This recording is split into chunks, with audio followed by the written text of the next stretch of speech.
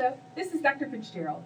In this video, we want to discuss solving a quadratic equation using the square root property. So let's look at our example that we have written on the board here. We have x squared minus 16 equals 0. Now notice this looks different from the other ones.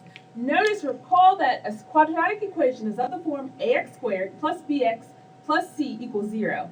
Notice that my bx term is missing here. So this is kind of what we need for our square root property to be able to use it. So first things first here. We want the x squared to be on one side by itself. We want our problem to be in the form of something squared equals something else. So once again, it's something squared equals something else. Right now we have something squared minus something equals 0. We don't want that form. So let's add our 16 to both sides. Now we have x squared equals 16. So note this is my something squared equals something.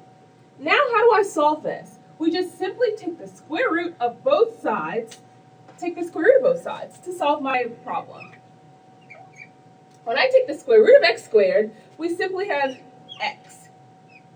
When I take the square root of 16, I have plus or minus 4. So my solution here is a positive 4 and negative 4. So x equals 4 and x equals negative 4. So let's look at another example. And I'm going to change this example up a little bit.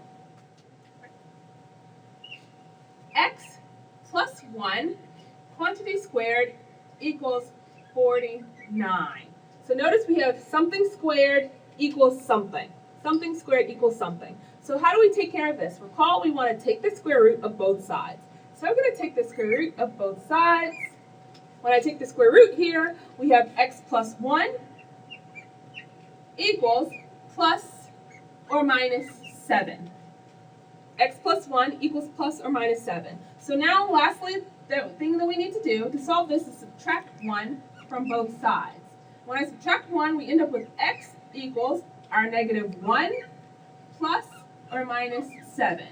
And notice we can simplify this. This is simply numbers. So our two solutions are x equals negative 1 plus 7. So negative 1 plus 7 is simply 6.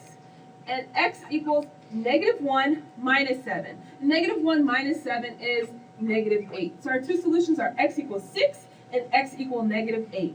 Once again, this is solving quadratic equations using the square root property.